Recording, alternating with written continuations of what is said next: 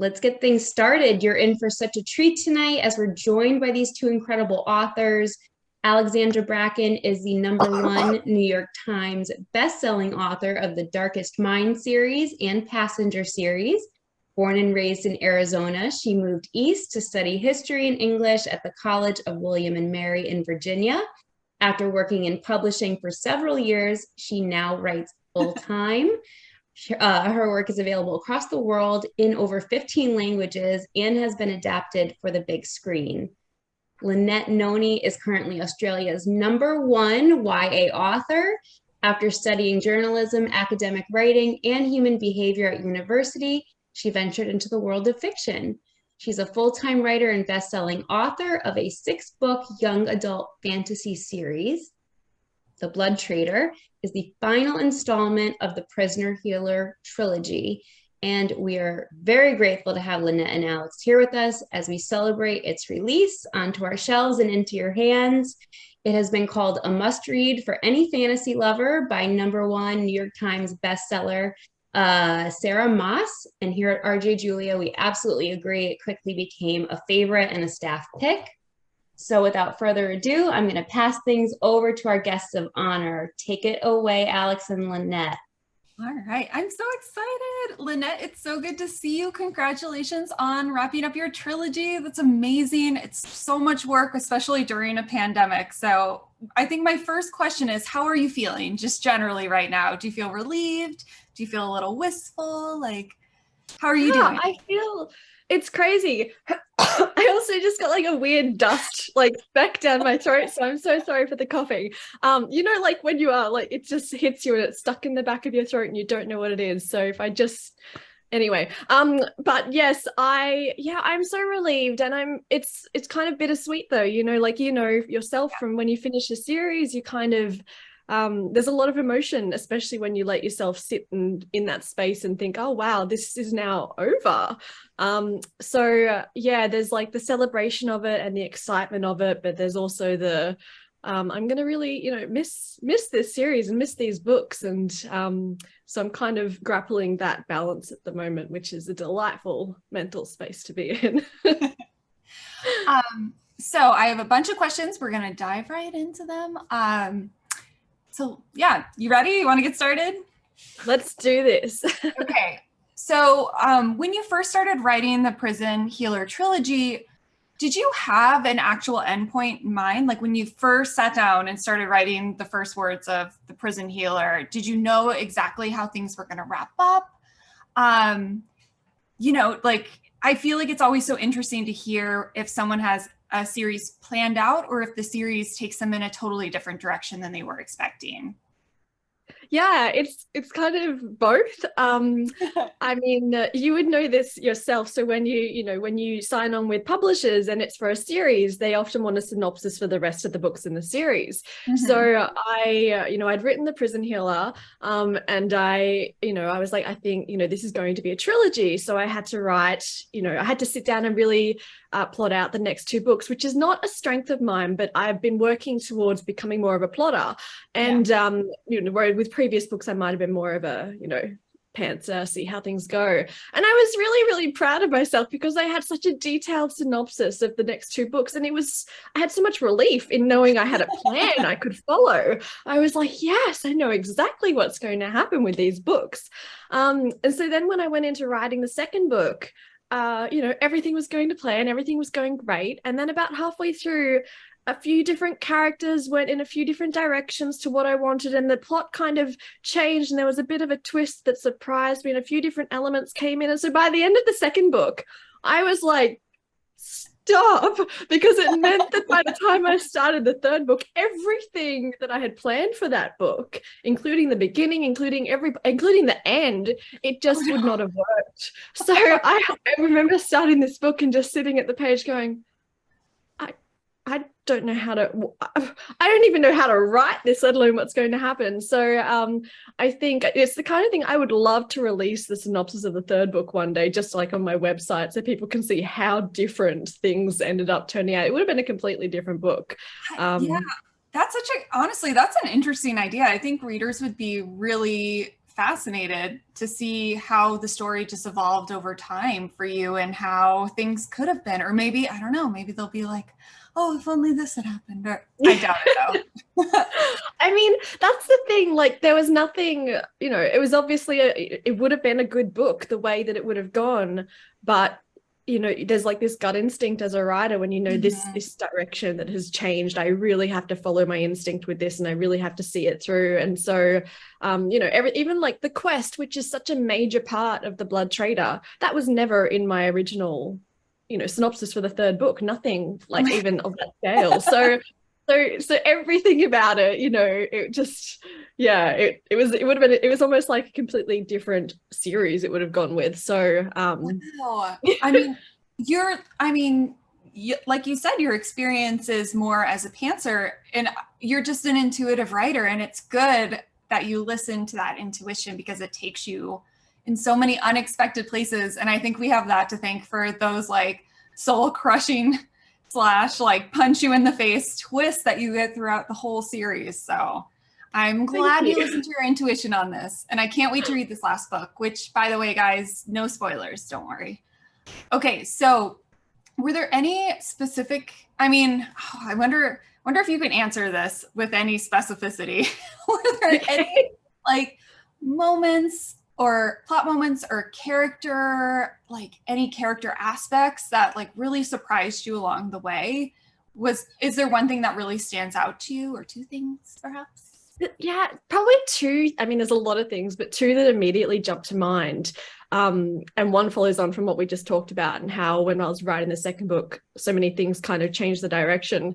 But there was this moment when I was writing towards the end of the second book, and I was just happily in my writing bubble, and I wrote this one line. I was like, and I just had this moment, I was like, that would be the most horrific, worst twist for the final book. If like, so it kind of set up, it's the most innocent of lines in the Gilded Cage. Like you won't even know it's, you know, it means nothing to that book.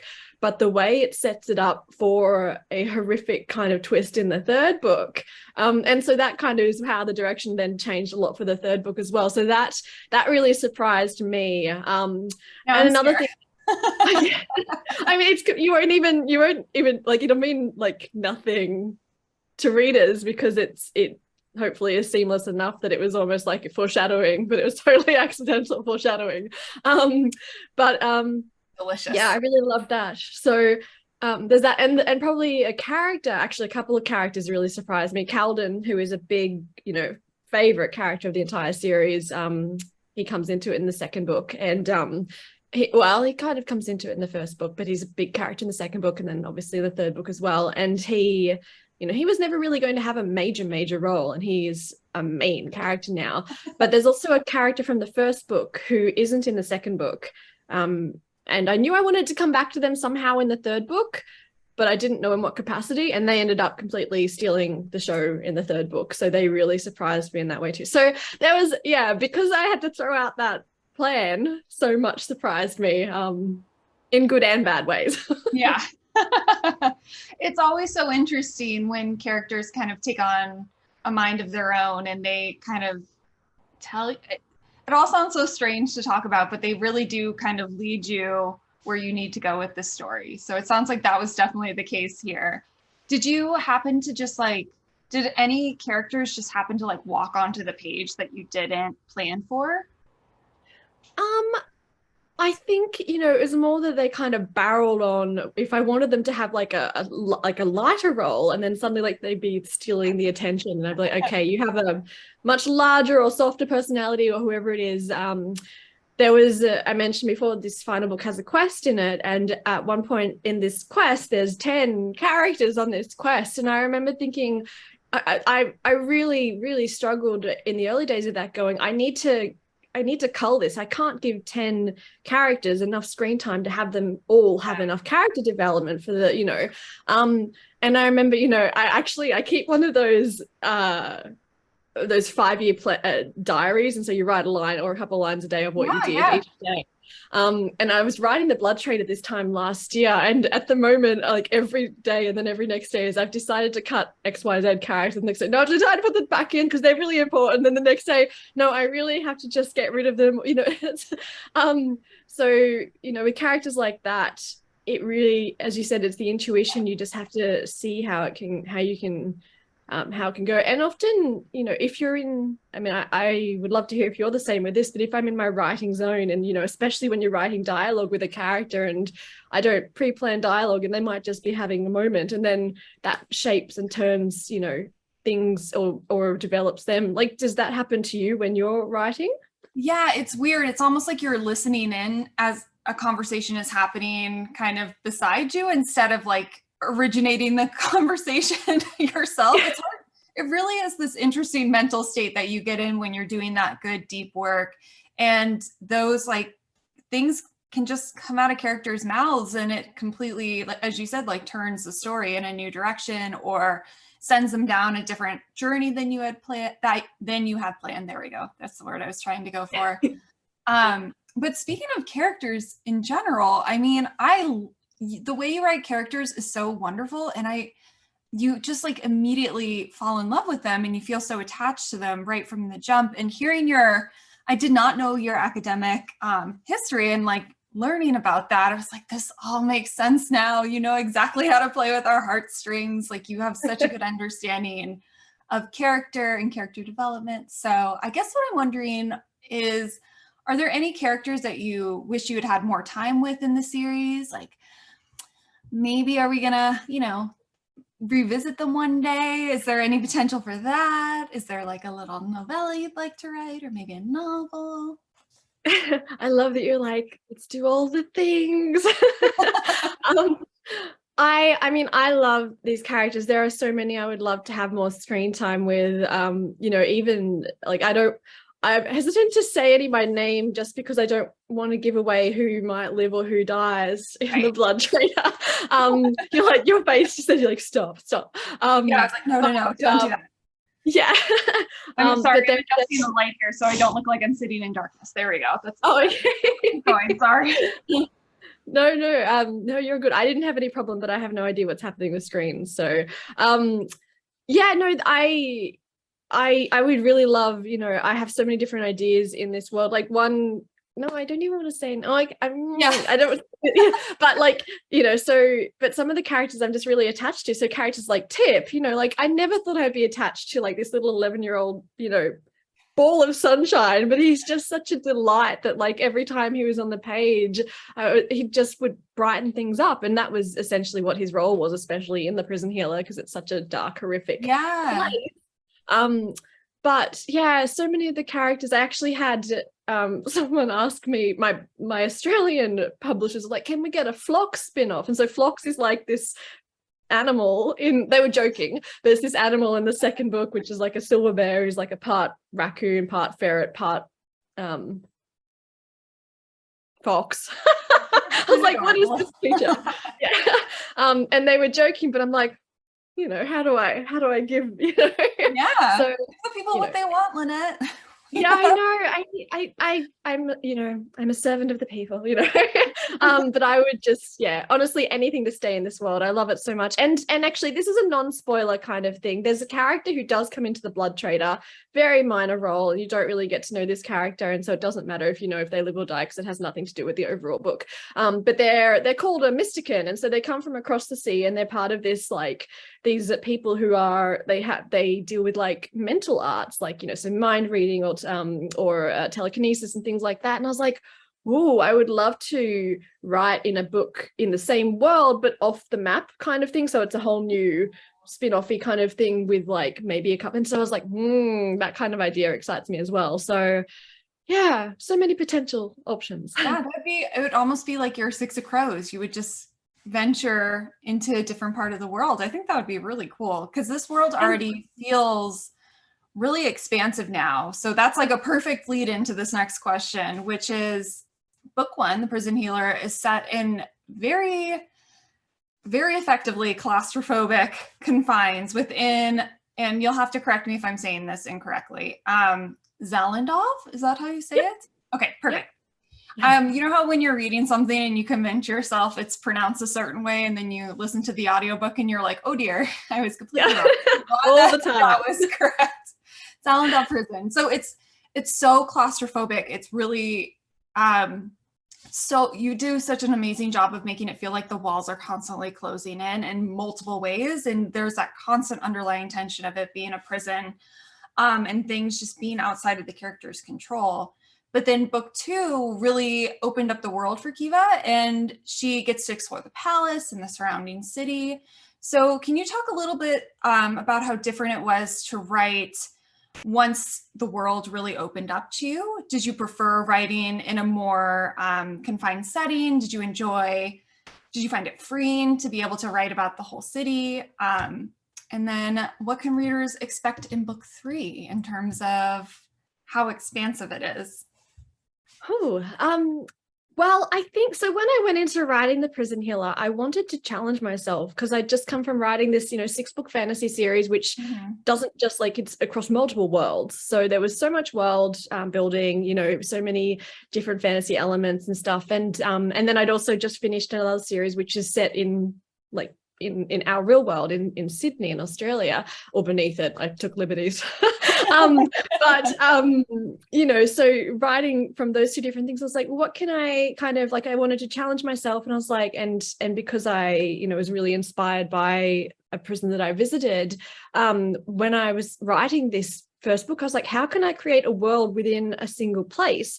And so I really wanted to limit myself in order to create that claustrophobia that you mentioned, but while still giving enough enough places like the quarry and the lumberyard and the tunnels and all these infirmary, all these different places that still had enough to hopefully keep readers invested in different places. Creepy. This place. Yeah, super creepy abyss. My work here is done. So yes, then as you said, the world really expanded once she's out, and so we got to see more of Evalon, the city of Valenia, the palace, and a number of surrounding places as well. And so it really did feel like kind of stretching and breathing out and being like, oh, okay, great, I get to create something. But the challenges with that again were because I've written so many palaces, for example, before. I was like, how do I write a new palace that is different? And how do I create a new city that is different from other fantasy cities? And how do I, everyone's got forests. There's always forests in fantasy world. It's just part of it. So that was my biggest challenge coming into writing the Blood Traitor, because the Blood Traitor, I mentioned before, has a quest. And so on this quest, we go to a lot of different places. I'm not going to give any spoilers, but each different place was entirely new world building, and hopefully enough that each place was very different from the one before. So again, it was stretching even more. I don't know what I'm doing. Thankfully, you couldn't see my hands then without doing a weird level. It's like you fly through all these different places. So excited. That's so cool, though. You really have just slowly but surely expanded the world, and a quest is such a great way to continue exploring. But did you find it challenging to write the quest aspect because it was so many different worlds within the world? I mean, I think once I focused on it and once I knew what I had to do, which I didn't. So yes, that was hard. But no, I think because the thing really driving the quest, is obviously the adventure of the quest, but there's a lot of emotion and a lot of it's fine. So I'm like, what was that noise? There is a ghost in your home. Look, honestly, that thing, okay, weird tangential story. That thing has not moved since I've been here for 18 months. And then last night at about 2:30 in the morning, just after I'd gone to sleep, I just heard this awful noise, woke me straight out of bed. I was like, oh yeah, I think I was like, Santa Claus is here. I was really tired. There was some kind of weird mental thing going on. And I kind of got up, I was like, I don't know why that has moved. So now it's just moving on its own. But yeah, now you got pretty cherry blossom background.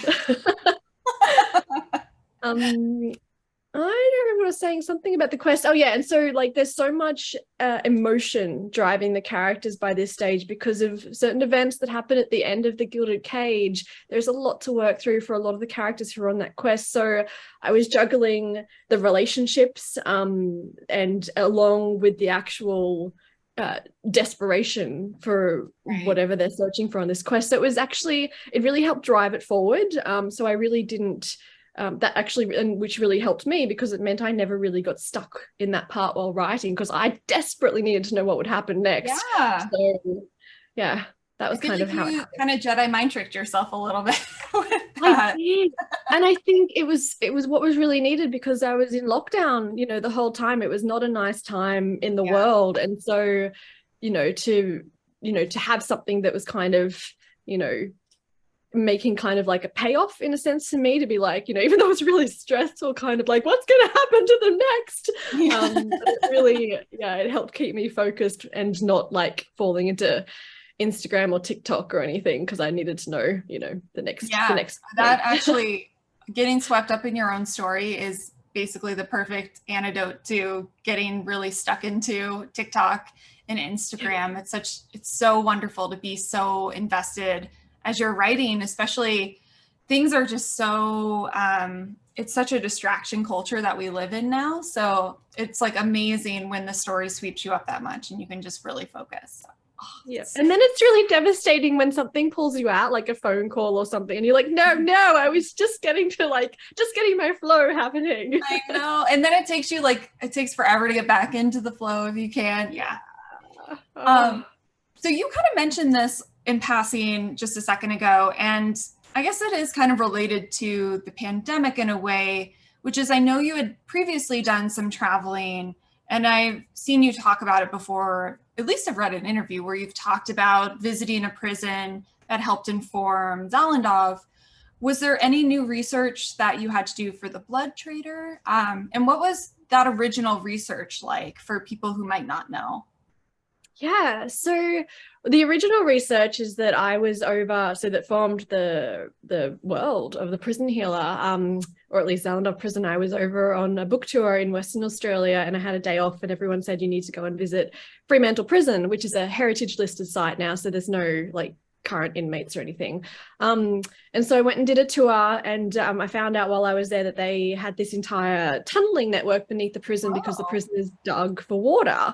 And so I was like, yeah, I would like to check this out. So I went on the tour, and so I went down these, like pretty much out of the book, I went down these like terrifying ladders deep into the earth, and then I walked through some of the tunnels that were dry, and then I hopped in a boat and paddled through ones that were partially submerged, and it was so crazy. I learned the history of the prison, and at one time, the town of Fremantle was hit by a big storm, and there was like an oil leak throughout all the water, so the prisoners actually had to then provide water for the township through their tunneling. And so while I was there, it's like, I remember just so clearly being in this little boat, like a canoe, like not a boat, like these are very narrow tunnels. And our guy was like, let's turn off the lights and see what would happen if the prisoners kind of like lost their light. And so, drifting in pitch black, but like in this water. And I just felt, I felt pain, and I felt agony, and I felt fear, and I felt the injustice of the prison. And there was just so much feeling, and I just remember just sitting in the darkness going, I need to write something in this kind of setting. And so then I actually went back that night and I did a night tour, which was a ghost tour, and I was just taking notes the whole time, so I missed all the scares. Like literally a body dropped from one of the cell blocks, and everyone was like screaming. I was like, okay, cool, but anyway, let's go check, like, I have a question about this. I do. Can you take us back to the noose and explain how the gallows works? Like, it was really, it was such a momentous trip for me in forming this place, especially the tunnels and the water, which is such a big part of Zalandov. That is so interesting. Like I've never heard of a prison like that before. Also, I'm glad you clarified that there were no prisoners there, because for a second I was like, whoa, that's hardcore that you like. Yeah, no, I should have clarified that. Yeah. But yeah, to answer your question about the Blood Traitor, like literally I was on complete lockdown here. We weren't allowed, at one point we weren't allowed more than I think like 5 or 10 kilometers, which is, I don't know what that is in miles. I'm going to say 7 miles. Your lockdowns, I think, were some of the strictest in the whole world, and they lasted much longer than over here in the States, our lockdowns, which were baby lockdowns in comparison. Well, I mean, pros and cons of it really. But at that point, I mean, I was so deep in writing that I would have been locked down with or without the actual like restrictions. But it certainly meant I couldn't do any traveling or anything to go and see places for this final book. So thankfully I'm a really visual kind of person. So, and I absorb a lot through when I read other books, or especially when I watch movies and action movies and things like that, and a lot of fantasy movies. So I know, like, you know, oh, we want it to look like Asgard, but don't make it look too much like Asgard. Like, like, oh, gold buildings, but wait, don't steal that from, like, you know, a big Marvel franchise, whatever. So a lot of my, you know, the world building in the Blood Traitor was based on what would I want to see in this place, but also I really tried to make each of the different kingdoms that we visit very singular in what they're like. I used the environment, you know, so some of them were in like dry arid places. So I was like, well, what would a capital city in a dry arid place look like? And some were like, there's like a forest kingdom, so what would a forest city look like? You know, so I played with the environment, and also I played with the mood and the feeling of the rulers and the city people. So I had to use other ways rather than actually, mind you, I mean, I wouldn't have, it's not like I could visit a fantasy world myself in order to create these places. So I don't even know if I'm out of lockdown, if there was anywhere I would go. But yeah, that was a very long-winded way of saying, no, I didn't go anywhere to write this book. Oh my gosh. I don't know why I just thought of this, but when you were talking about being locked down writing, I think people underestimate, I call it like Gollum mode. People really underestimate how locked down authors get, especially when they're kind of in the middle towards the end of the book, when they're like working off of momentum. But I did have, I'm not sure if you got this question too, but people would always be like, oh, so are you like working from home now during the pandemic? How has like the pandemic changed your work life? And I'm like, my work life has not changed at all. It has not. Wonderful and terrible. Yeah.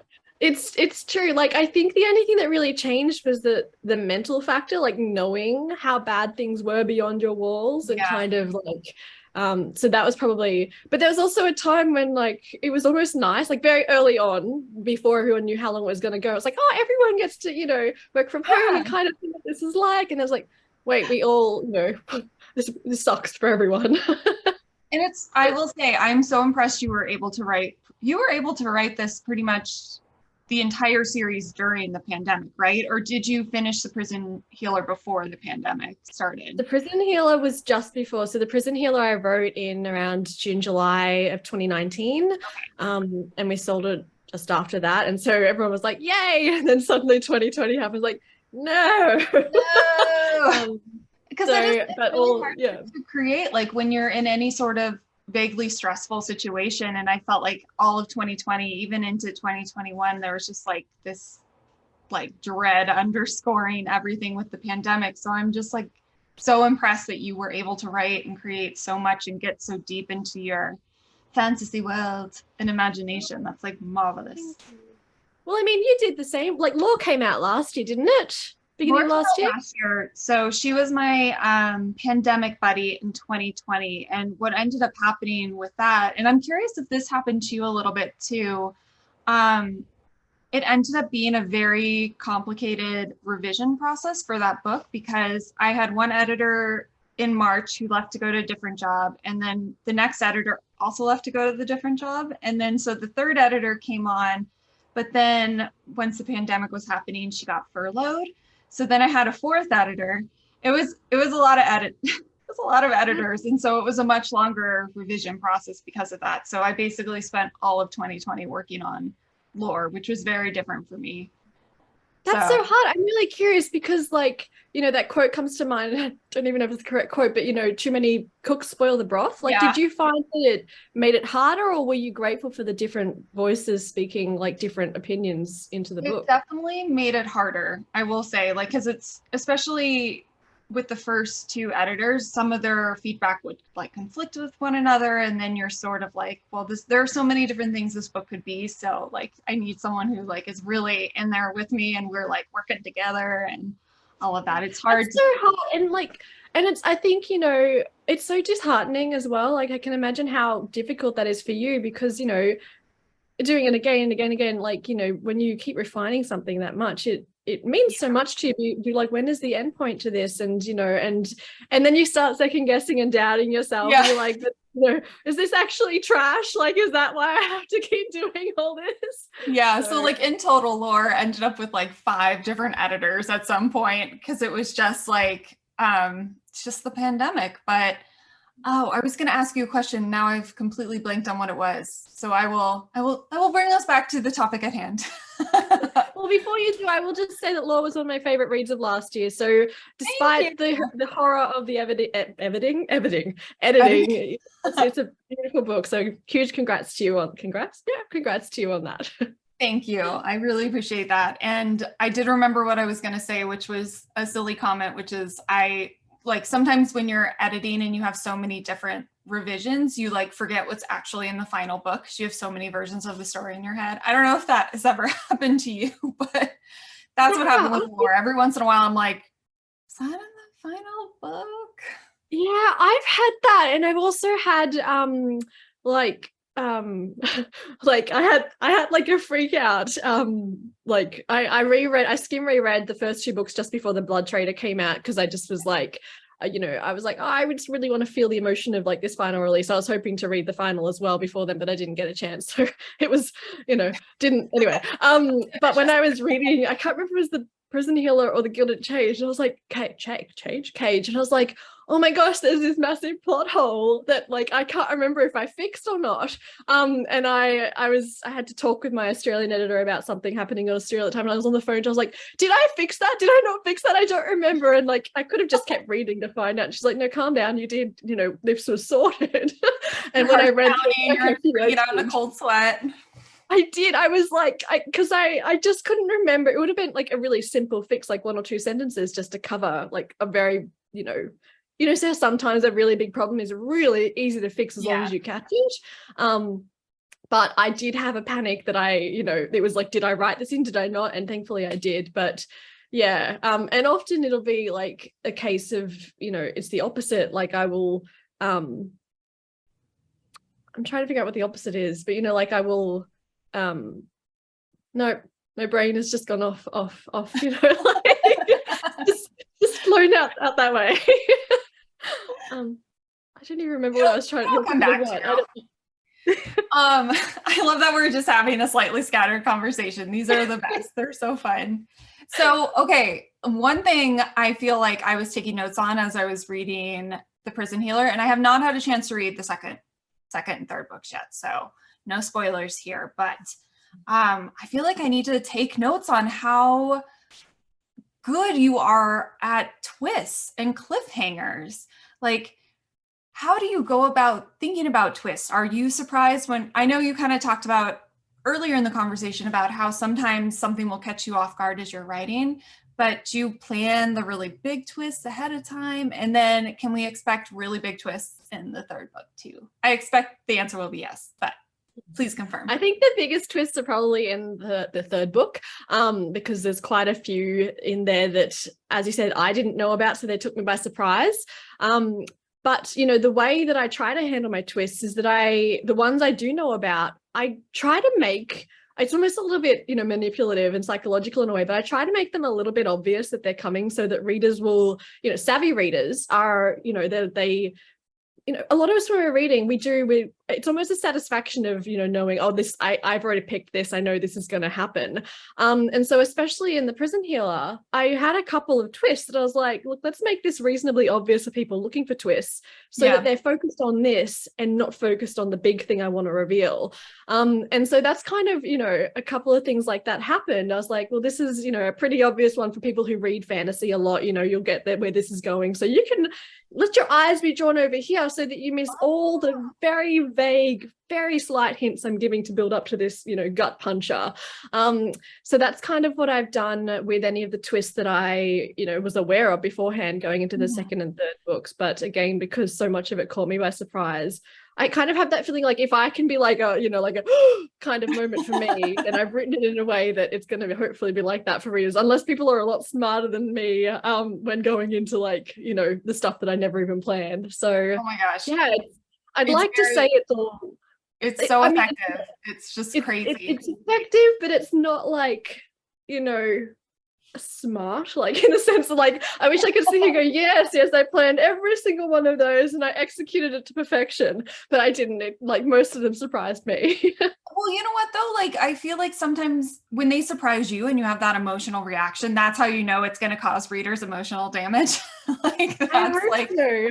I've been loving, before the Blood Traitor's release, one of the things I love was all the people who would be like, these are my predictions for the book. And like all the people who predicted, for example, there was one thing, there's no spoilers, so I don't want to give anything away, but where Kiva begins her story in the Blood Traitor, a lot of people had predictions for how she would sort of get out of that. And literally not one single person guessed it because it's such an unexpected kind of thing.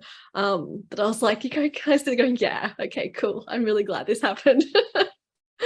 I also like that you honor the fact that all readers enjoy feeling the satisfaction of guessing twists, but then you also give them something else that they never see coming. And that's just amazing. That's such good storytelling. So we're almost to the reader questions, but I think this is a good place to end because I'm sure people really want to know this too. Can we talk for just a second about romance? Were there any relationships in the book that ended up really surprising you, like where they ended up in the final book? And like, what did you want to be sure that you explored for Kiva and for Jaren in this last book too? Like, how were you thinking about romance with this final book? I mean, I knew it was going to be heavy on the romance in the sense that the Gilded Cage, so much of that is a romantic underlying, that's what's driving the story. That's why Kiva is so seesawing between, what she wants because she doesn't know, because she's really torn by her feelings for Jaren.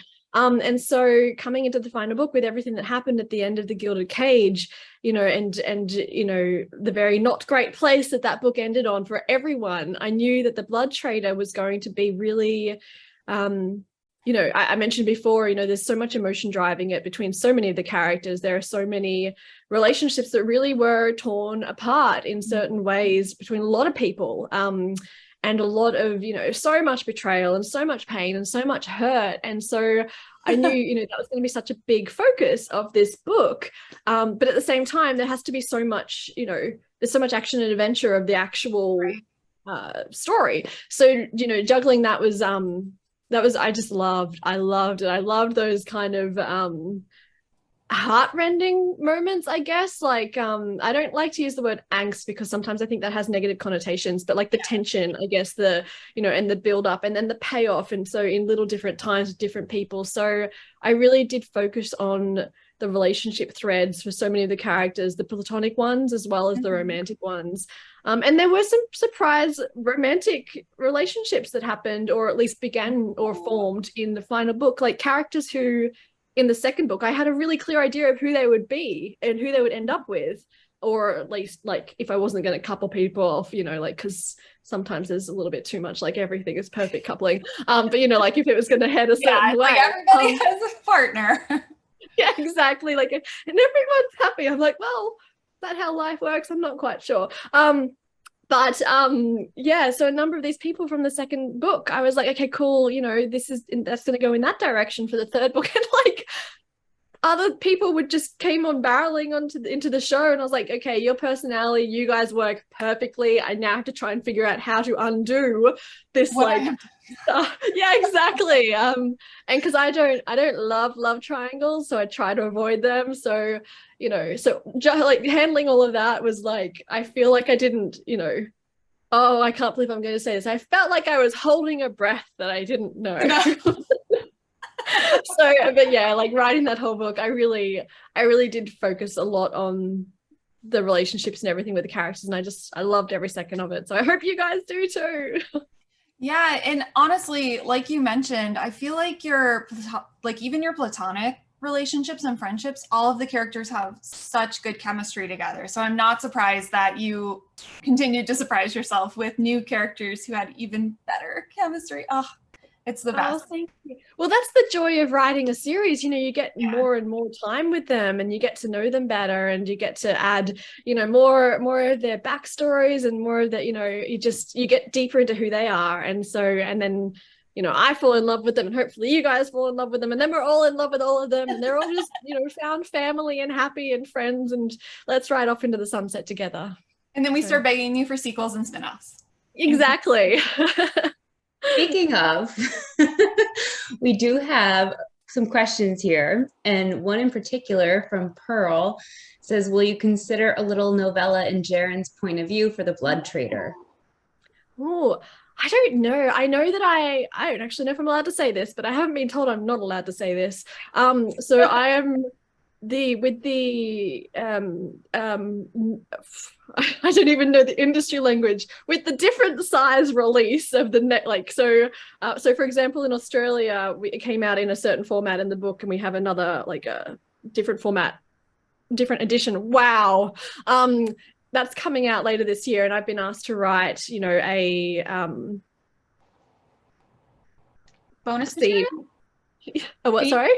Like a scene or bonus material, basically. Yes, that's it. Thank you. And so I'm writing that from Jaren's perspective, and so I'll be doing that for each of the 3 books for each of those releases. And so and I think we're going to try and release that somehow. It's very early talks, but I know that I've been asked to create it. So the answer is yes. I know what scene I'm writing for the first one, and I know I've already done the second one accidentally because it was already bonus material that I already had created, but I have no idea with the Blood Traitor. I'm not sure which scene there's a few that I would, if anyone has read the book, this is a non-spoiler comment, but, and if you're in the chat, please don't write about what I'm about to say, but I'm thinking maybe the Midnight Markets might be a really horrifically beautiful, horrible, amazing scene from Jaren's perspective, but we'll see. Yeah. Ellie wants to know, which character do you feel you relate to the most? I'm wondering that too. Do you put little pieces of yourself in every character, or do you kind of let them be their own people? I mean, I hope not, but I probably do. For their sake, I hope not. But I think, as creators, we probably, every character that we create is either, hopes and dreams of what we want in our own lives, or things, or the opposite, things that we hope we never become, or things that we hope we never do. So they're probably all a little bit of me, which is horrible thought. Sorry, characters. The one I relate to the most, I mean, at different times it'd be different ones. Sometimes it'd be probably like Tip, trying to be like a bit, sunny and friendly to everyone. But also probably this is probably the first series I would say I probably relate most to my main character, Kiva, I think. Just with her like survivalist mentality and her, get in, get stuff done, at the expense of kind of all else, and just kind of, and the compassion and protecting the people that you care for kind of thing. Probably her. A question for both of you. Ooh. From John. What made you gravitate toward writing fantasy or books with fantastical elements? Ooh, Alex? Well, John, when I was younger, I never wanted to read books about just like people, I feel, okay, so I don't know if this is true for you too, Lynette, but like when I was a young adult / when I was in middle school into high school, we didn't really have the YA book category as it exists now. So I felt like my choices were like Babysitter's Club or Sweet Valley High. And I was like, I am so bored with the real world. I would rather live in this imagination. And growing up, my dad was a Star Wars collector. So I got like a very early introduction to sort of just reading and loving science fiction. And he was also a huge fantasy reader too. So he introduced me to a lot of those books. And from there, I just think it's, who wants to like write about the boring real world when you can go off on an adventure? Oh, I love that. Mine's actually very similar. It was Babysitter's Club and Sweet Valley High, but also like I was horse obsessed. So it was like the Saddle Club and Thoroughbred series. So yes. Yeah, like you just night. Yes, exactly. So those were my escape. And my brother, I have a brother who's 2 years older. He was very fantasy oriented. So he was like reading the Lord of the Rings at like, I don't know, 10 or something. And I was like, this is your lane, you can stay in it. I've got my horses. But when I was in year 7, I don't know what that is for you guys. I'm going to say it's probably about 12-ish here, 12 years old-ish. Probably middle school. I don't know. Yeah, like middle school. Yeah, we had to read, I don't know if you know of it over there, but Ober Newton by Isabel Carmody, which is a fantasy book, and it's fantasy series, and it's set in this, in a magical world where there's mind speakers and talking animals and all this kind of like magic. And I just was like, I did not want to read it. I was like, this does not appeal to me at all. And I just got swept away in it. And so after that, I just needed, I fell into Narnia. I fell into I fell into everything that you could fall into after that. And then did a big jump up to like high fantasy, like, The Magician by Raymond E. Price. Like it was like a big, I couldn't find that YA. There was no space for it at that time. Yeah. And then Twilight came out, and that kind of created this boom in this YA market. And by then I was like, I love the the readability of YA books. I didn't want to read a heavy literary fiction, and I didn't always have a lot of time for a big high fantasy series. But YA, you could kind of get straight in. You had the relationships, you had the adventure, you had the magic, you had everything. And so it was kind of like an obsession. Yeah. Well, good lead into this next question then from Andrea. What fantasy world would you like to visit, both of you? And if you don't mind, not one from one of your own books. Ooh. That's tough. I would really like, that's a good question. I'm like, where can we not die? I know, that's what's tough. It's like, that is a really good question. Maybe Ravka from the Grishaverse, just like in general. No, but that's kind of scary too. You're gonna pretty much be slayed. I don't know. I mean, there's so many I would visit. Like, can we visit for like a day and be guaranteed survival? Because that's sample the food, see a couple of the sites. Exactly. Yeah. I don't know. I don't know. I'm so bad at these questions. I know, it really is hard though, because it's like, I want to say Harry Potter, but I have now very complex feelings about Harry Potter. Because like, exactly, who as a kid did not fantasize about going to like a magic school or being somehow very special and having this like interesting destiny ahead of them? So it makes me sad that I feel like I can't say that now because of. We could probably say Hogwarts. But like ignoring everything else, I don't know. But otherwise, I can't believe I completely spaced on it because I literally said it a few seconds ago. But Narnia, I'd probably visit Narnia. Yeah, I think post like Sauron, I feel like Middle Earth is probably really beautiful too. Although even just a day, like a day in the Shire would be lovely. Like that'd be so nice. We could just have like a meal. We can just like enjoy ourselves dancing. Great. Or Rivendell, actually, a day in Rivendell would be amazing. Okay, there's a few places there. If we knew we were guaranteed survival and there was no Sauron issue and, all the rest, that would be amazing. We know that you are fantasy authors when you get a question like that and it just unleashes a whole nother window in your brain of possibilities. So many choices. Evie would like to know, what was your favorite piece, Lynette, of magic that you created for the series? For the Prison Healer series? Yes. You have a lot to choose from there. I'm really curious to hear this answer too. Yeah. I mean,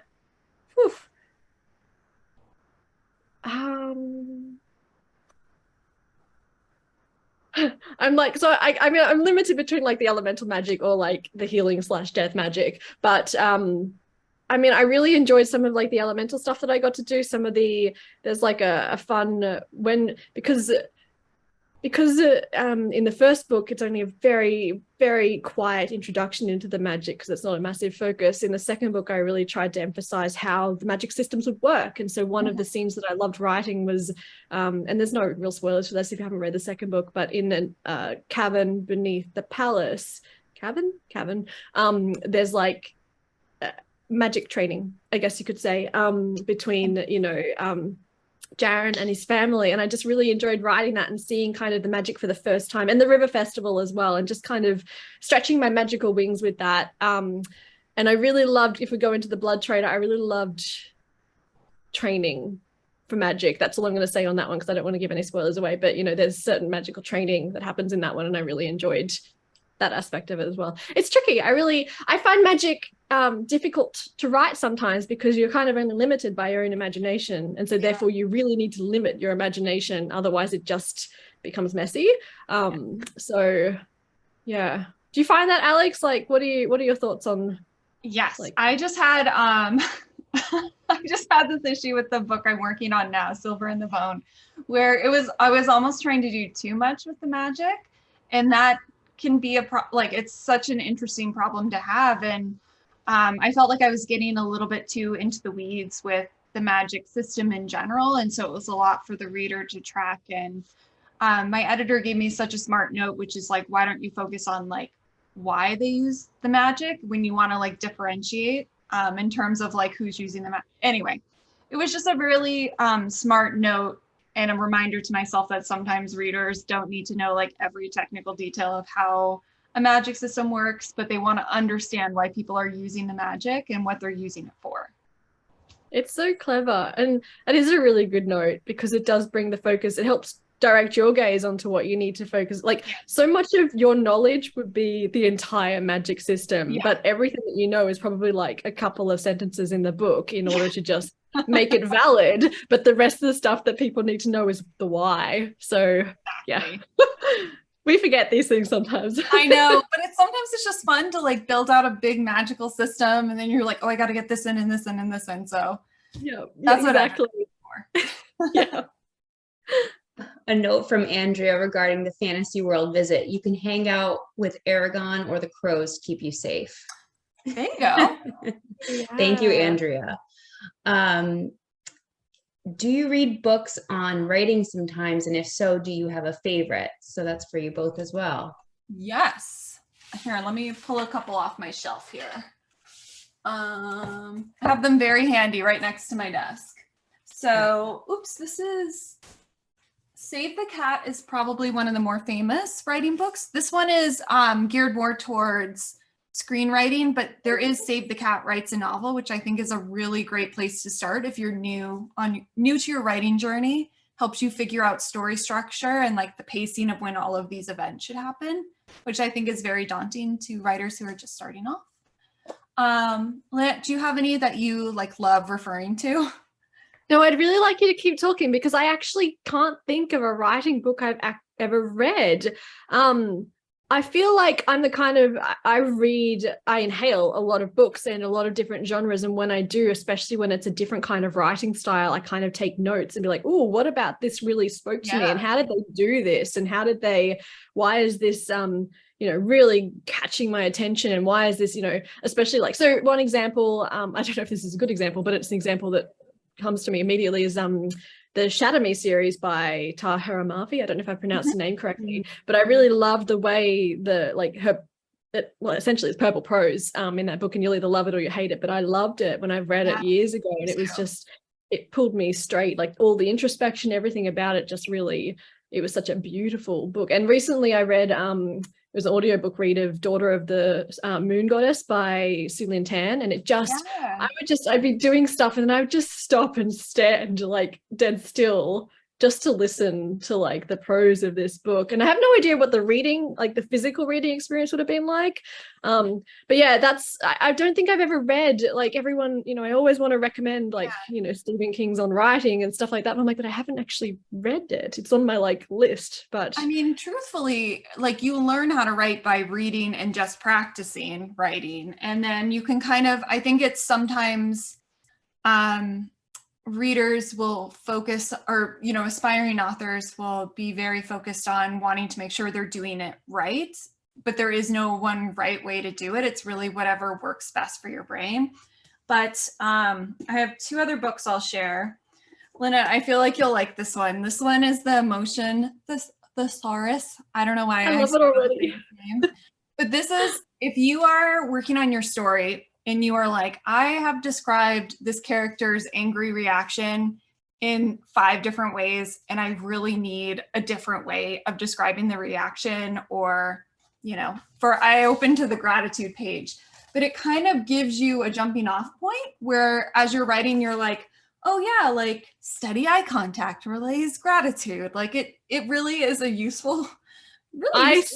I'm like literally going to leave this conversation and buy that book, because if I have to like clench a jaw one time or like tighten a fist or like, you know, blink or something, like it's like, come on, you can do better than this. I just got through my copy edits for Silver and the Bone, and the copy editor was like, okay, I don't think you need to describe the love interest's hair color again. And also, if he runs his hand back through his hair one more time, he will have no hair left. Like, I think there's things that we just like, I think each author has their own things that they just do, and like they just you know, like and it's an unconscious kind of thing, but we have our things that we repeat without realizing we repeat. And so so the emotion thesaurus, was it?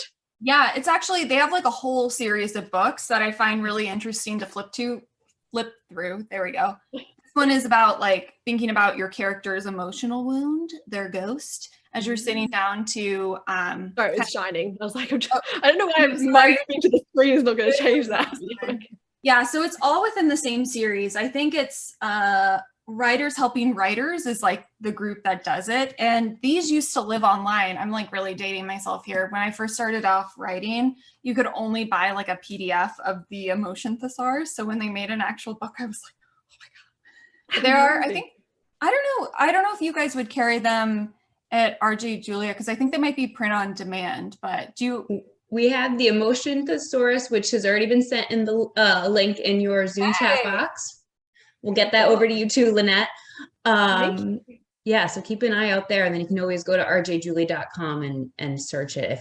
If we don't have it in store, we can order it for you. We'd be happy to do that.